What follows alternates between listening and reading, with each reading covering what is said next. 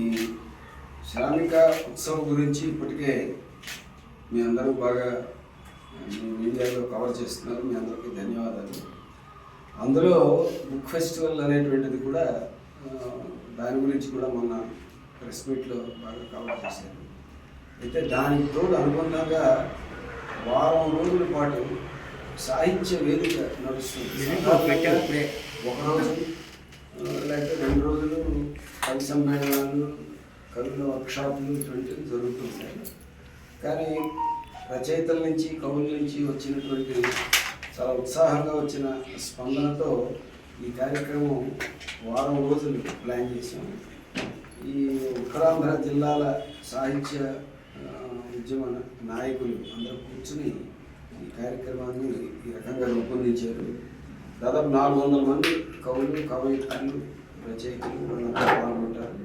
ముఖ్యంగా 28 ఆదివారం పూర్తి రోజు కార్మికుల కోసం కవిత్వం, కార్మికుల కోసం పాట, అది 28న పూర్తి రోజు ఉంటుంది. అక్కడ జరుగుతున్నటువంటి కార్మికుల జాతీయ మహాసభకి మద్దతుగా శ్రీశ్రీ చెప్పినట్టు కష్టజీవికి ఇరువైపులా ఉండేవాడే కవి అన్నటువంటి దాన్ని స్ఫూర్తిగా తీసుకుని ఈ కష్టజీవుల కోసం ఆ ఉద్యమాలను బలోపేతం చేయడం కోసం వాళ్ళకి సౌహార్దంగా ఆ రోజు 100 మందికి పైగా కవులు, అలాగే గాయకులు, పాటలు రాసిన వాళ్ళందరూ వచ్చి అక్కడ పాడతారు. గోరటి వెంకన్న గారు, ప్రముఖ సాహిత్యవేత్త తెలకపల్లి రవి గారు, అదేవిధంగా అట్టాడు అప్పలనాయుడు గారు, వీళ్ళందరూ కూడా ఆ రోజుల్లో పాల్గొంటారు. గంటేడి గౌరనాయుడు గారు పాల్గొంటున్నారు.